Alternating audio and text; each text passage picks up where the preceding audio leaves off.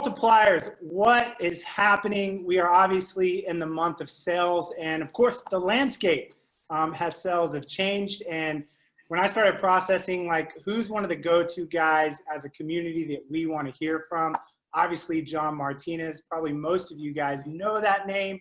I know some of you guys have worked or currently working with John. And so John, glad to have you on today. And let's break this down. We're going to be talking about the overlying principle of sticking to the fundamentals, but we're going to break this down into three parts, right? Motivation, deal killers, and the close. So on this first video, let's talk about the principle there and then get into what you mean around the motivation side. So I'll let you break that apart for us. Yeah, I'd love to. Thanks for having me on, number one. But really, I think now more than ever, it's important to stick to the fundamentals and to, deliver. So when it comes to sales, there's really three pieces: motivation, deal killers, and the close, at least the sales process we teach. It doesn't matter that we're going to be buying virtually probably for a little while instead of face-to-face. It's the exact same conversation.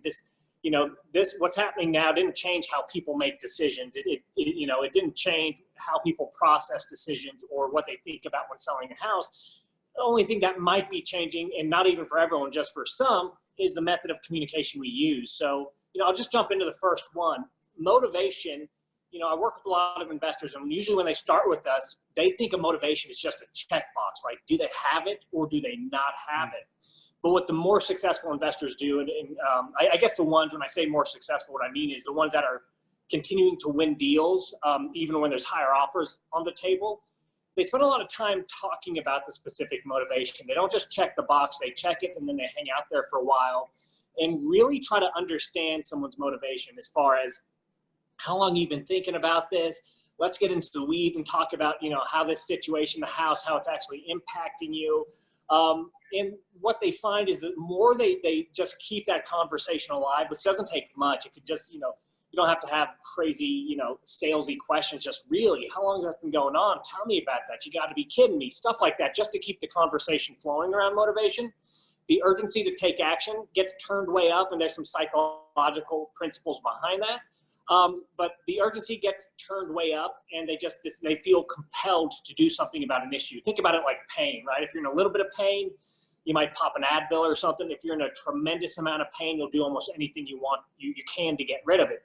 That's what the motivation part of the conversation should sound like. So just from a macro perspective, the longer you live there and stretch out that conversation, the higher the likelihood of closing every closable deal.